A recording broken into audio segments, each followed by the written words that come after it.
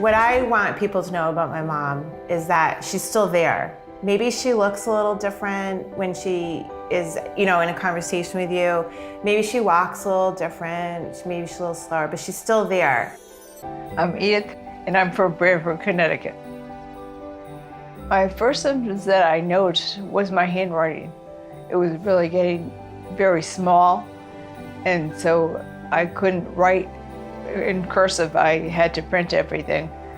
And that was the first sign. And the second sign was swimming, because I love to swim. And I found that I couldn't float, and I couldn't keep my legs up. I first saw the neurologist in 2017, which was a year after I retired. And I was not diagnosed with MSA until probably 2019.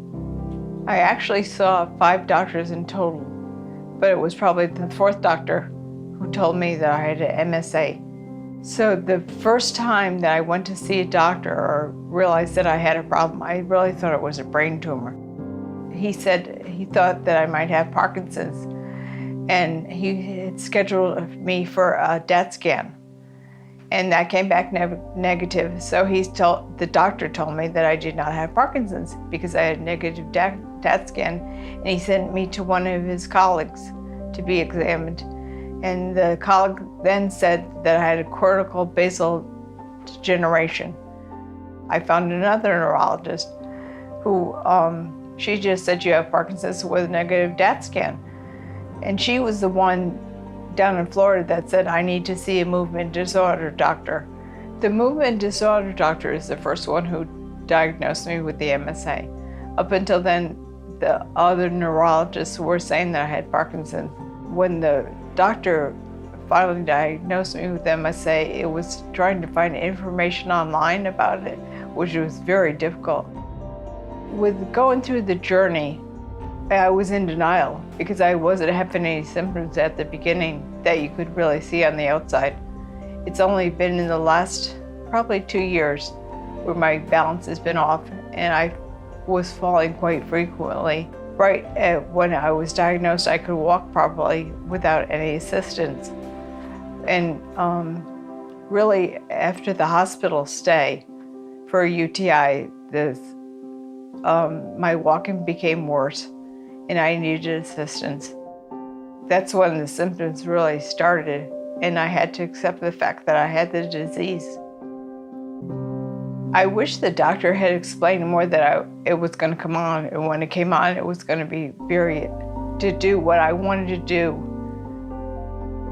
with all my facilities without falling. And I wish that the doctor had explained that they would be more rampant once they started. So I would like people to realize how debilitating the disease becomes at different increments. It started out with the falling, and then it becomes where your balance is really bad. And now I realize it has affected my speech. I try to walk about 4 miles a day, between 4 and 7 miles a day. And it helps with the disease. It's keeping it more at bay, supposedly to the doctor's orders. And the doctor will always say to me that he wishes he had more patients that would do more exercise like I'm doing. I didn't realize how important that was to MSA patients to keep moving. I tend to want to put my mom in a bubble and not have anything hurt her, and, oh, don't do that, you shouldn't do that, but how important it is to have that, to keep moving. I would tell other patients that have MSA to do what you can do while you have your facilities about you. They go really fast when it starts. You do have a couple of years where you have no symptoms, and to enjoy those years while you have them. Hi, I'm Daisy, Hi, I'm David. and we're the MSA Crusaders. Hello, listeners. We're here today with some very special guests, and I would want to go ahead and tell you to get your tissues ready. I got mine handy. So we're going to talk with Jennifer Frost. She is Defeat MSA Alliance Vice President. Along with her, we have her sister, Andrea O'Neill. Glad to have you on, girls. Thanks for coming. It's been You're some welcome. Thanks for inviting us. Yeah, thank you, Daisy. Thank you, David. Pleasure to be here. great. I want to start with each of you. What do you do for fun, and what do you do for work? Let me go ahead. I'm a nurse, and I currently work in a university health clinic in Boston. That's Andrea, by the way. Oh yeah, sorry, Andrea. And for fun, I love music and seeing sunrises or sunsets. Me too. Yeah, I'm a patient care coordinator at a therapy center. That's a new role for me after my caregiving role. I'm the same as my sister, live music, being outside, sunrises, sunsets, and being with family. Those are my go-tos. And ice cream. Oh yeah. I forgot to mention. Don't forget the ice cream with the sunset. That's perfect. So you both have a little bit of a medical experience, it sounds like. We do. We do. Yep. So that was probably helpful in your caregiving times. Yes and no, because you have the medical knowledge, and then sometimes when your loved one needs help, sometimes that goes out the window, and that's where me and my sister make such a great team. We balance each other out of that aspect, but it is helpful for sure. Definitely talking with doctors and medical, lingo as you go to appointments. But I think in both of our jobs throughout our careers, we also are fixers. So taking care of someone that you love that has a terminal disease is something you can't fix. So that was challenging, I would say. Right. Yes. I'm Yeah. learning. I can see that. And I also see how being a nurse, going to the visits with your mom was helpful, getting that lingo and being able to translate that to her. Because my mom's a nurse and she goes with me to all my visits. So So you understand that. That's helpful. yes. And Jennifer and I, anything we went to appointments with, we always had pen and notebook and took notes. So just in case, it was helpful for both of us, like to have documentation when a doctor said something. To make sure we heard it the right way. We heard it the right and write it down, or looking it up, or investigate some more, that kind of stuff. And then you could tell each other if the other one wasn't there, what exactly was said. Yes, exactly. Exactly. Smart. Very smart. Make a good team. Sounds like it. Your mom has some great caregivers. No, we It's had a some great great- mom. So tell us a little bit about your mom. Go ahead, you can start it off. Well, my mom worked for a pharmaceutical company for many years. She was an integral part. She was one of the founding members. What did it start with? 10? Not even. Not even. So her circle through work, she had a really strong faith through church.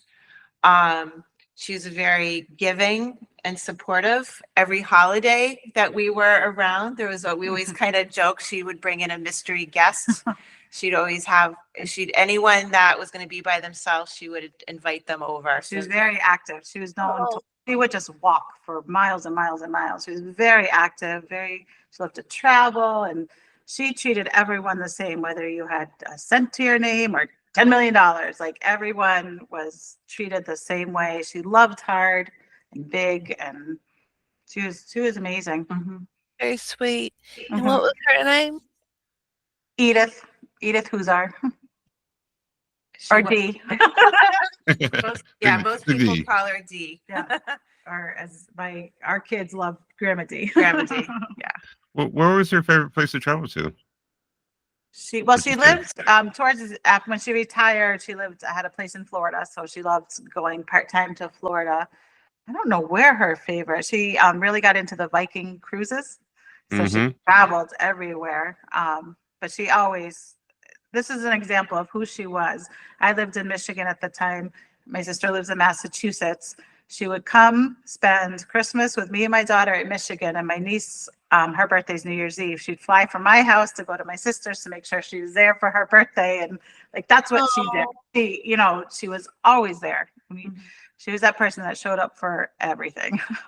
If you called her up, it wasn't like, let me check. She's like, what time do you want me there? Yeah. Oh, that is so sweet. Yeah, Yeah. we're very fortunate. Yeah. We miss her. Yeah. And when was she diagnosed? Okay. That was With MSA or like when symptoms started? Both. There you go. Both. I think the symptoms like really, she shared with us, let's say 2017, yeah. right? And then it probably not until 2019 did we, after 6 or 7, 5 doctors, 6 providers. So by 2019, she was diagnosed with MSA. At the beginning, right? Or did I go wrong with yours? 2017, we knew she had it, right? It was right after our dad got diagnosed with cancer, and my mom didn't say anything while we dealt with my dad's illness. She kept that Okay. to herself and didn't want to Yeah. hurt us with that. And it was right. My dad passed away. It's been 7 years. That's when 2000, yeah. yeah. So that's Wow. when we started focusing, okay, what's going on with you? We knew stuff was going on. So it was kind of, that's who my mom is. Didn't want to burden us. That Yeah. is Yeah. something that is very beyond words. That a woman who has been given the death sentence Yeah. withholds it on purpose in a loving way to focus on what's more important at the time. The father, her husband, your father. That's just extraordinary. That's wow. Exactly. That says who she was. Right. So she was dealing with all and then we get them, and then I think it helped her a lot to share with us. And then then we go into our daughter mode of, I remember we got together. I had my spreadsheet of every possible thing from start to finish at MSA, and we went through every step of what could happen. Mm-hmm. That had to be hard losing your father and then having to turn around and know your mom's faced with a terminal disorder. Yeah. It was, but I think of just who we are as families and what our mom has taught us. You just always give back. You're there for others. Like we're caretakers, caregivers. Like that's who we are by nature. So You're strong. yeah. Yeah. So I think that's okay, here we go. This is what our face is. We're realists. We communicate, like, here we go. Let's hit this. Let's hit the ground running on what we are to expect and what each step of the way is going to look like for us. Well, you have to be strong to have dealt with that. Yeah, no, Jen flew in. It was Labor Day weekend. Yep. And the 3 of us sat down together. We had done the research that you had done in MSA and what could happen. And so you had like the terms written out. Yep. And we sat with my mom and basically went through her wishes. When this happens, Mom, what do you want to do? For an example, we talked about like the healthcare proxy and the DNR status. We talked about feeding tubes. Do you want to be in a home? Do you want to die at home? Who you want to take care of you? Like we went through assisted living. Yeah. Everything. So All her advanced directives. Yep. And then we wrote it out, and Jen created another sheet of my mom's wishes, because my mom was a big planner. Yep. When we went away, she always had the manila folder. The itinerary. Yep.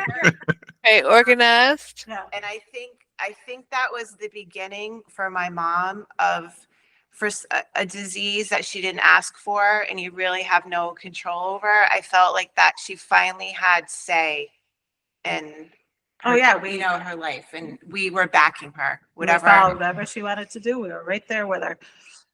So she knew it was MSA before she told y'all.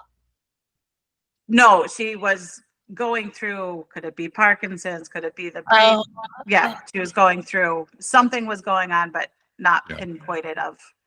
so she didn't know it was a terminal at that time. No. Yeah, she Well, was something, yeah. Yeah.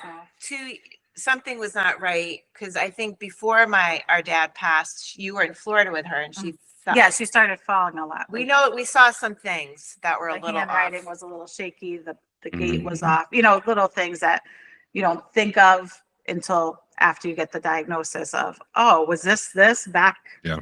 back when that happened, falls that normally shouldn't happen. And she was diagnosed with Parkinson's first. Yes. Well, they even before that, there was a question of brain Brain tumor. tumor. Oh. I think she had the normal DAT scan. Mhm. So Yeah. Yeah, they mentioned mine very early on with the ALS that brain tumors could be causing some of that too. So yeah, they did a lot of MRIs looking for brain tumors as well for me. So yeah, it's pretty common. Yeah. So. And even like if you even go back in our history, so probably 2014 or 15, she had a benign growth on her uterus, which was on her bowels, that ended up being benign. But at the same time, my mom has always had like what would you say, small bladder most of her life. And she had the GYN part of the surgery, and then a urologist came in to do the bladder lift. Okay. And then, so she ended up, apparently during the surgery, she ended up being on the table for 10 hours. And when she came out of the surgery, she never came back 100%, right? Would you say? And the other thing that was concerning was her bladder wasn't better. If anything, it was worse. And it was one of those things where it was probably an unnecessary surgery. It was probably MSA, Yeah. But, as doctors, they fix. You have a urine problem, let's fix that. You have a bladder problem, let's fix that without looking at the whole. Yeah. Oh And then with us being in the medical field, I was like, Mom, this doesn't sound right. Like the bladder issues, the infections, like you shouldn't still be having these this far out post-op. And then. So it's kind of when you get that diagnosis, you're like, okay, that makes sense. Okay. What's it? You still don't understand it, but it makes more sense. So Jennifer, can you share a little bit about your experience as a caregiver for your mom with MSA, and including how long you provided her care? Yeah, probably I moved. The plan was my mom wanted to be taken care of at home. She wanted to be at home for me to take care of her. Like that was okay, make it happen. I lived in Michigan. I was like, just say the word, I'm moving back. Like that was always the plan. My daughter came out here from Michigan to school. So she lived with my mom for a little bit. And my mom, like as you're a mom, you hold stuff back. Like we check in with her, how are things? Oh, I'm fine. And still my daughter was here like, okay, you girls, you and Auntie Annie need to come out. Like she's not letting you in on how much is going on. So my daughter kind of was the one to say, all right, Grandma D's keeping stuff from you in a loving way as a mom would do. So I got my stuff packed up, closed my life down in Michigan and came here.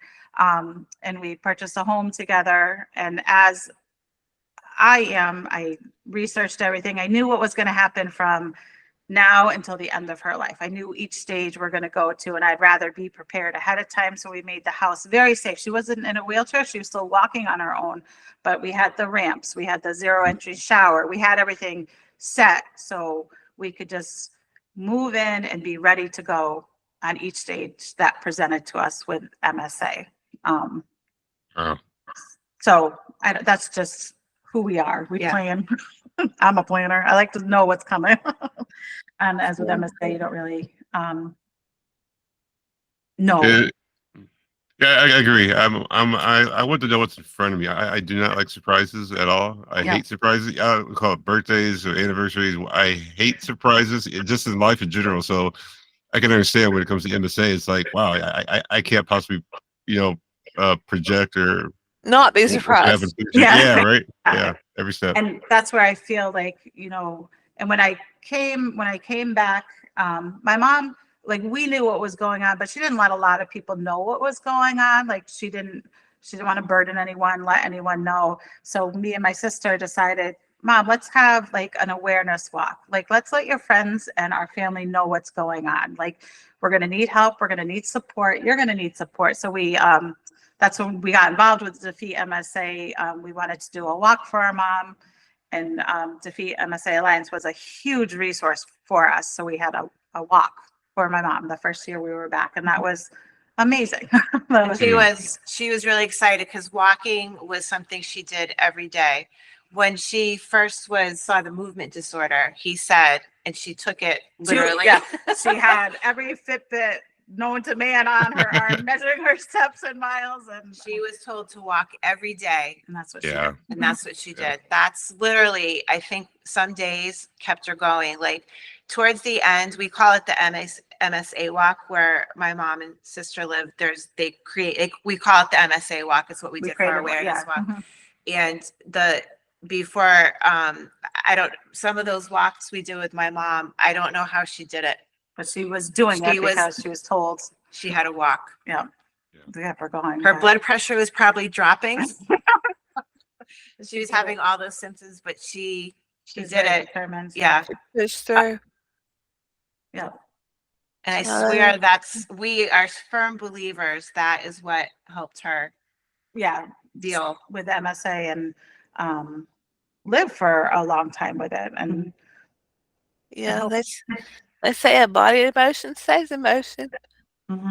yeah, So, and I'm a firm believer, like I wanted her to live her life, live with MSA. I didn't want her MSA to define her. I wanted Yeah. her to kick MSA, show people it's okay. Like, I don't know. I don't know if I'm saying it the right way, but No, you are. Yeah. No, yeah, like you are. Yeah. Jen was an amazing caretaker. Like every they had their calendars in the morning. So if I come and visit them, they both would pull out their phone calendars, and they would talk about, okay, Mom, Joanne's coming over today, and then later we're gonna go to the green. The jazz is playing. So every morning, you Yeah. guys would discuss who was coming over. Yeah. And it was nice. My mom had some really nice friends that would come over throughout my mom's illness as she went along. Like she couldn't talk as much, or she's very quiet, harder to understand. She couldn't walk, she was more seated, but she had a friend that came over once a week, or there's a few of them Yeah. who came, and she brought her a lemon treat, And they had coffee. and they had coffee. Her friend would come over for an hour. Like and- it was something, yeah, she looked forward to. She looked forward to it, and that was until she passed. Yeah, This she had friend- her group of poker girls, we call them. They didn't really play poker, but That was the day. One summer she had her poker girls night here, and so all of the grandchildren were here, and they were like, "All right, they couldn't wait to see them play poker. And they're like, wait, they're not playing poker. Oh, the Breeze Girls. Yeah. So, So I think my mom, it really, like, as she became, I don't want to say debilitated, what's the word I want to say, like, maybe harder to understand, less mobile, being part, even if it was just sitting in a chair watching activities, or like I said, of a friend coming over, bringing over a treat and giving an update about church, that just meant the world to her. Like, I think it's important for caregivers to invite people over, like keep living. Like maybe the way you're living, you have to change a little bit because of whatever your disability is, but to share, most Jen and I are very open people, but like to share what the disease looks like to friends. There's some people who aren't in the medical field or don't have access to the internet, and don't understand what MSA is. So And it's very sad when you go out and you hear them say, "Oh, you look better. You look like you're doing better." it's so hard. Yeah. It's we've had difficult conversation with friends and family to say, okay, this is the disease. This is not my mom. Don't take it personally. This is what we're going through. And then it's up to them what they want to do. But that's just us, this is what's ahead of us. Be part of it, or you don't have to. Like, it's not for everybody. So, but I was big. Like, I made sure my mom had her hair done. She looked good, dressed good, so we could go out. I was never afraid to take her out. My mom was always, I don't sound the same. I'm walking slow. And I'm like, it's okay. Let people stare. You're allowed to live your life. People want to ask questions, go ahead. But you're representing. And I wanted to bring up, Jen was great as, because my mom pretty much till the summer before she died, Yep. she would brush her teeth, get dressed herself. Yep. So as the disease progressed, like Jen saw, like, for example, she couldn't button pants anymore. So Jen would go online and look for pull-on pants. Yep.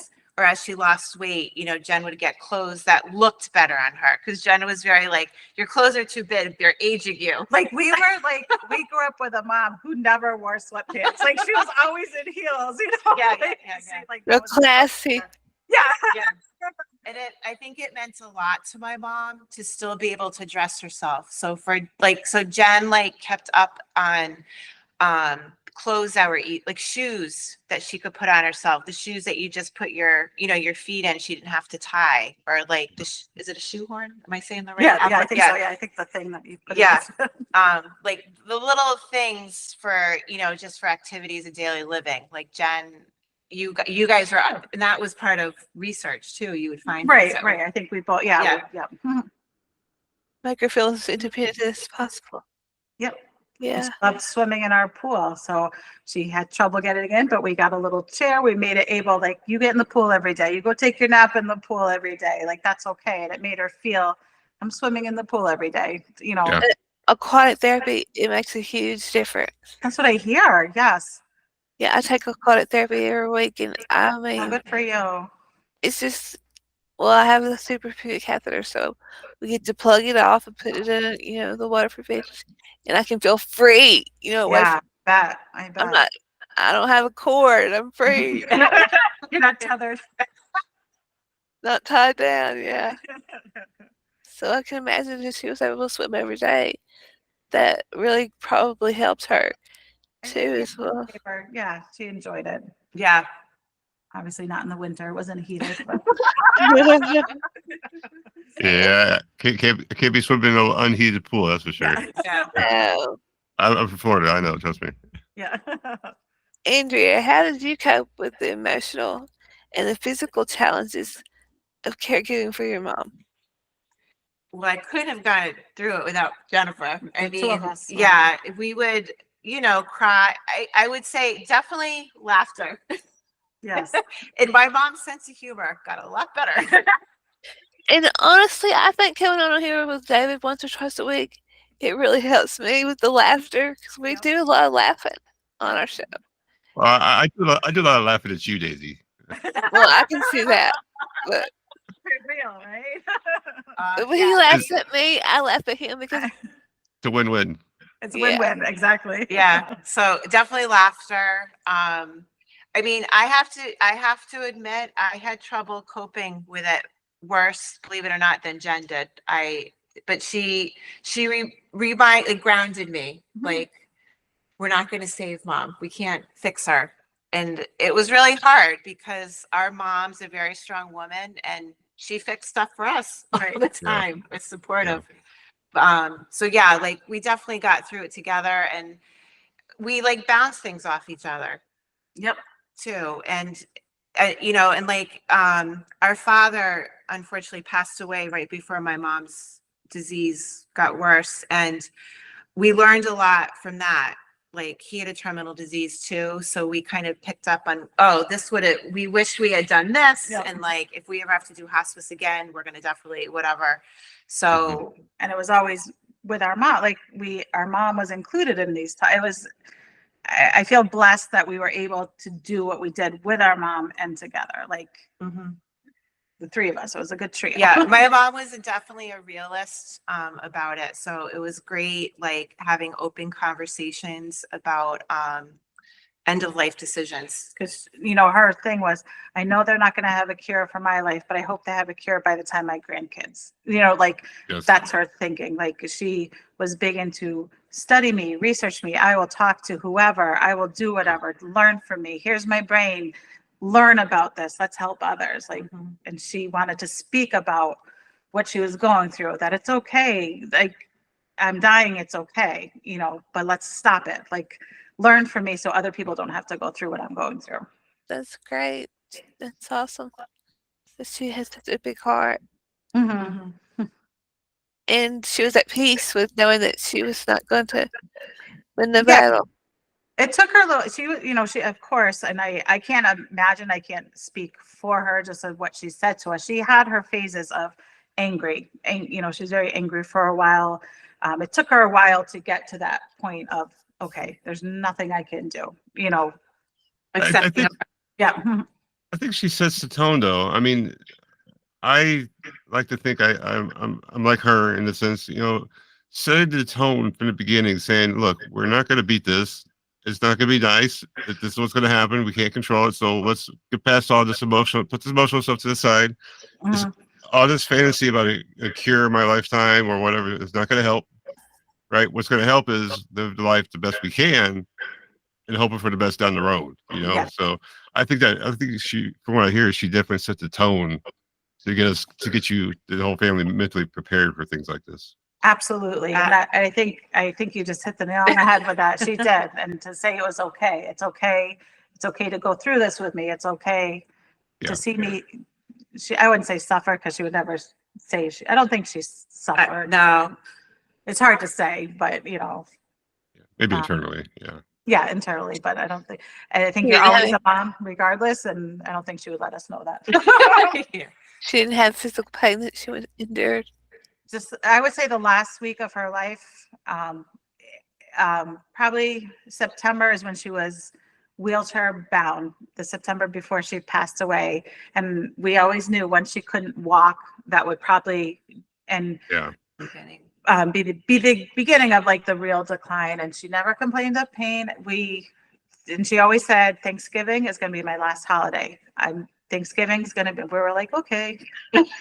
How do you know? Yeah. And we did. We had a phenomenal Thanksgiving. We had a house full of she sat there. She sat in her chair, and it was amazing. We went to the tree lighting on the green. And then that week she had her poker girls over. And then she was like, I'm in pain. I can't do this anymore. And that was the last week of her life. Like, she just called the shots from. She knew. It's fascinating how many stories I've heard personally of, like, people know what they're gonna go. Like, they just call it spiritual, call it whatever you want to, but it's absolutely crazy how people know when that time is coming. Yep, and she was really big on her faith. Her pastor came over once a week and sat with her. I think that was a major part of helping her. I think she helped him. They helped each other. Speaking of what's to come and her comfort, and The choir came over and sang Christmas carols that to was- her in yeah. the road. Yeah. that was That's beautiful. awesome. Yeah. That really helps a lot. I try to tell people that my Beyond Heaven's Gates book I wrote, it talks about what I've seen in glimpses of where we go, how we live after this, and that gives me a somewhat peace, knowing that I'm going there. Yep. Mm-hmm. I like her last week of life. Just I remember we joke around all. Even her last week of life, she had her hand up in the air. I'm like, "Do you have a question? Are you asking me a question?" And she laughed, and she's like, "It's so beautiful. It is so beautiful." That's what she kept saying. So like that gave me peace. Like, she was embracing the neck. Like, she even still, like, we're learning from her. Like, she wasn't scared. It was a comfort. Yeah. Exactly. It gives us comfort in Yes. knowing where we're going. Absolutely. And to back up, so this before she passed, her pastor, they had I had never been to one before, but they created a living memorial mass for my mom. So it was a mass she was part of that we brought her to, and how many people spoke about? 4 or 5 people of our church each got up and had a story about Like a little eulogy. and it was amazing as a daughter to hear other people, like, See what we see. yeah, respecting and loving my mom is like what we know, and that she got to hear it, because with all the planning we did for the end of life with hospice, Jen went to the funeral home. They picked out her urn. She planned everything. Like, Yeah. just so my mom. But for her to be part of, like, hearing how loved you are before, it must have just brought her peace, and it definitely helped me. Oh, I, that's Right. neat. You know, that kind of stuff I will put together now. yeah, Yeah. and they played music, and like from that, she's like, I want that song played at my funeral mass. Right, right. And I'm not calling it a funeral. I'm calling it a celebration of life. Thank you. Perfect. Yeah, Mhm. sorry, love I that. should have. Yeah, but I would highly recommend that for families to If you do can. it if you can, but to bring people to your home and to tell your loved one how much they mean to you. Like, don't wait. Like, tell them now. I think it. I think it helps. I think it helped moms so like Yeah. be at peace and And even if they can't respond and talk back, still tell them. Still, they're still there. You're mentally still there. You're aware, and I mean, as awful as MSA was for us, it was in a way a gift to, we were able to, we had that time with my mom to spend with her, like quality time and talk about life. That's Yeah, I tell people all the time, one of my good friends passed away instantly from cardiac arrest, right? And he had no chance to say goodball. And yet here we are, yes, with a tragic disease, MSA, but we're going to be here, with enough time to, say goodbye and be the people we're supposed to be. So, yeah, always thankful that things could be worse, but having MSA is at the end of your life, like right now. Down the road, Right. yeah, right. absolutely good vouch words. for that. Like, my dad was murdered, so there wasn't Oh wow. a chance for Oh, us to say sorry. goodbye. But we have that chance to say goodbye to our family and to put them at ease. And we gave everyone that, we had those hard conversations. As much as my mom presented that she was doing so well, we always told everyone this: say your goodbye, say what you need to say. Exactly. Um, what was the most difficult aspect of being, caring for your mom? I would say watching the the decline of someone so independent, watching all the stages. It's devastating to see somebody go through your body shutting down, and it's, as you guys know, it's not something that just all happens at once. It's little by little by little, and that's so hard to watch somebody you love go through, and not being able to fix it. I would say that's really difficult. And I know you said that she was wheelchair bound before, Yep, she went from using a cane, and then a walker, but she would only use the walker in the house. We called it her in-house walker because she didn't want people to see her with a walker. And then Me we too. got, and then she was okay with the walk. Then knew she had to use the walker all the time. So then only until she went on hospice care, we had convinced her to use the wheelchair. Let's save your energy. Use the wheelchair to save your energy for when you want to go out and use your walker. So she really wasn't wheelchair bound till September, and then she passed in December. But I think she was lucky in that aspect. I don't know what to call it lucky, but yeah. you So know, she was never bed bound then. only for her last week of life. That was the only time she was bed bound. I mean, that's awesome to have at least your mobility. We'll lose everything else, but for your mother to have her mobility to the very end, I personally could not ask for anything other than that. Yep. And you're probably, that's how my mom was. Like, that was very important to her.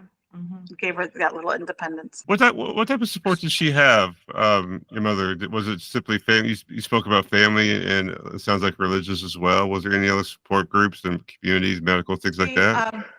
She had a PT she did for a while. He was amazing. She had speech therapy. She was amazing. And when she lived in Florida, I can't say this enough. I wish I can remember her name. I can't remember her name. She went to the gym to work out, and the trainer there researched MSA and learned about MSA to help my mother. And that just blows my mind that someone would do that. We had that, and then my mom wanted to be under hospice care, so they got to know her. So she was what? You're going to be on hospice care? You don't think like you need to be on hospice care, but Well, that's tell them the story about the first hospice we had in. you had to fire them.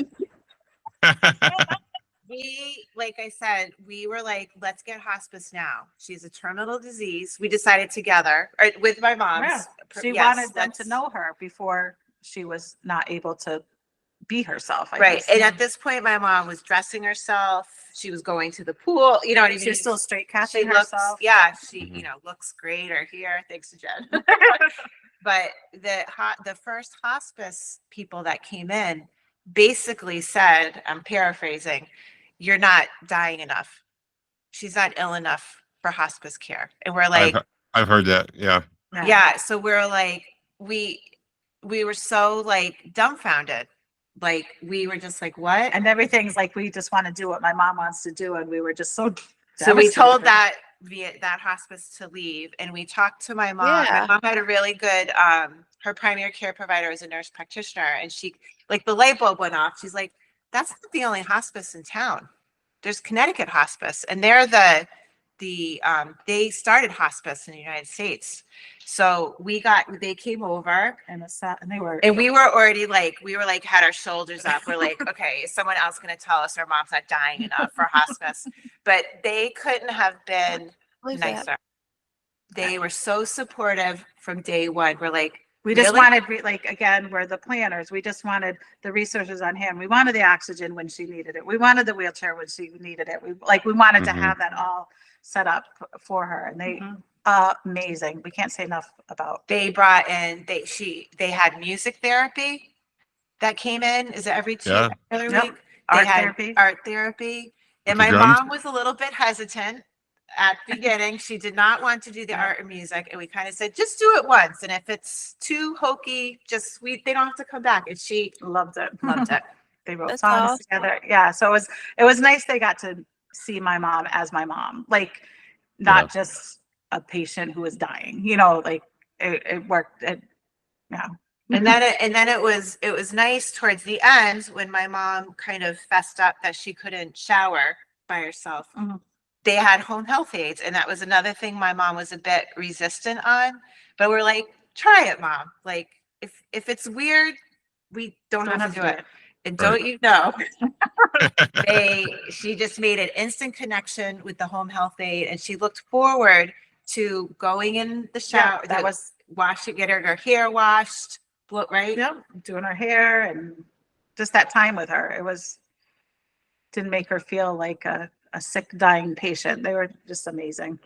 So I would say hospice was a huge support, and it was nice. They checked in on Jen and I as well, not just so it was they And incorporated. that's the thing I like about good hospice is they're not there for the patient. They are there for the family too, Yep. even afterwards.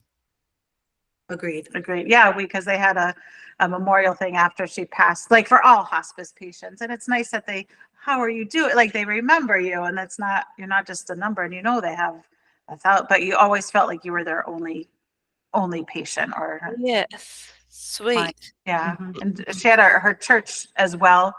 A lot of church members were very helpful coming over and helping and being involved in her life. That was helpful for her. And So- so very good and good friends. So great friend support. You mentioned the healthcare teams. Did you have a lot of discussions with them about how things are going to go and what her wishes and things like that, or was it Yeah, very? We started with the PT, and of course, like no one's heard of MSA. Right. Literature. Here we go, learn about MSA. Well, do you remember? I forgot who had it on her paper, her intake, and it said MS. Yep, we got that. We one. almost went over. Oh the no! Yeah. And I'm sure that's happened to you guys before. Oh yeah. And it was good. Like I forgot how together. So the Alliance, we have those pamphlets from the Mhm. walk. So anyone that came in to meet my mom got There a you go. pamphlet. Yep. This is what MSA is. You feel that you're more educated to them, don't you? Yeah. Some people definitely. Yeah.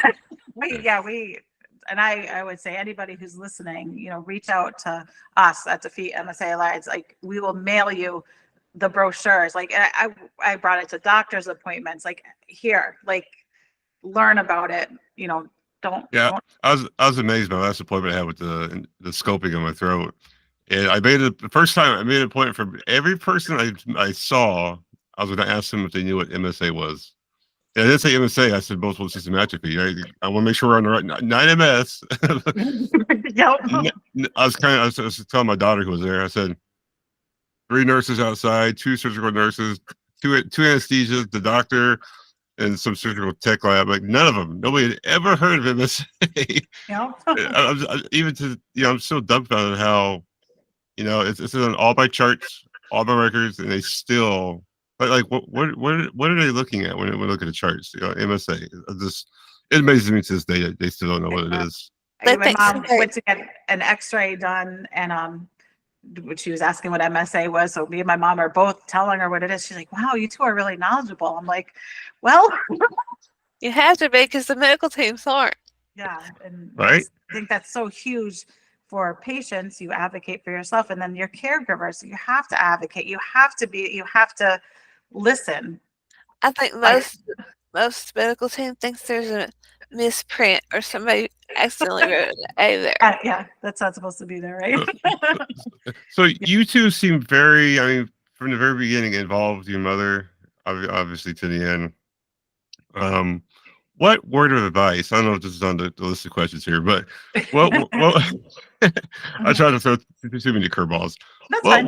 What word of advice would you give for anyone who's in the same situation as yourselves, dealing with either a spouse or a mother, father, someone that has MSA?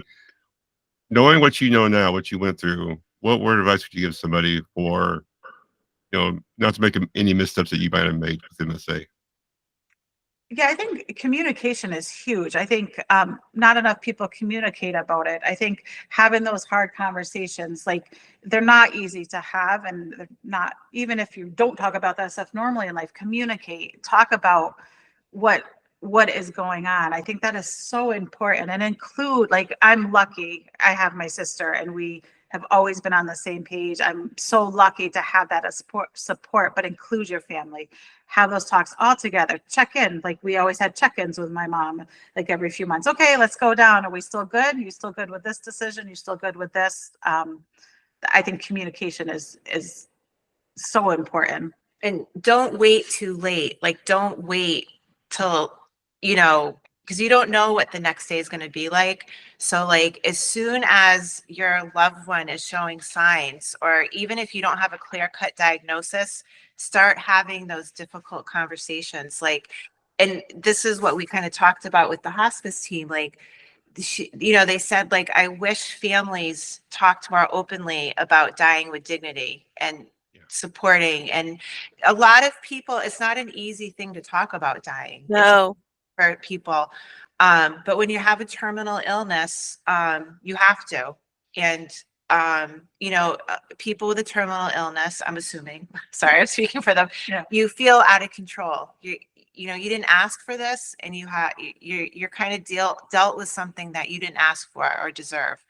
And I feel like it was almost I don't want to say a gift, but for my mom to take control of the end of her life, like to plan her funeral, to whatever, to go to the pool. Like, I want to go to the pool today, or I'm going to sit with my book and take a nap, or go with, you know what I mean? Like, I think it's very important to give as much control to your loved one as possible in the decision-making process, for sure.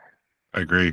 And start as soon as possible, because we learned through experience, the sooner you can start hospice and those kind of talks, the better.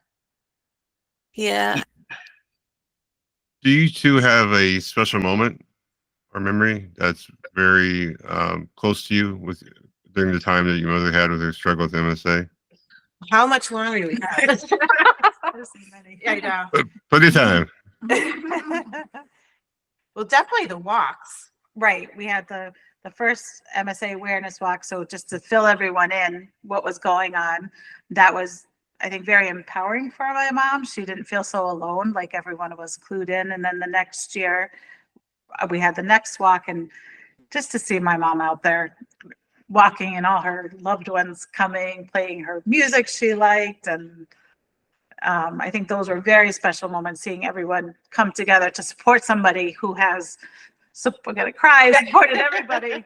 Tissue time. Yeah. I think that was really, those are two special. And we've connected with another gal in Connecticut whose sister passed away of MSA, and she put on some MSA awareness walks. My mom spoke at those. She wrote a speech. She was at a checkpoint. Like, to see my mom doing that, like, And other people, you know, and then people would come up to her and cheer for her. Or Yeah. like, she was just so like Here such an she's- inspiration. here she's going through her own, as you know, go through a terminal illness, helping others. Like, it just, That's her. yeah, like that was, Dying but still helping others. yeah, yeah, whatever she could do. Definitely. And then her main thing, she's always taking care of people. She's always worried about other people. And through hospice, like, she had art therapy, and she couldn't write anymore, her handwriting. So she would redo songs, her favorite songs, with her own lyrics. And the art therapist printed out lyrics of her favorite songs.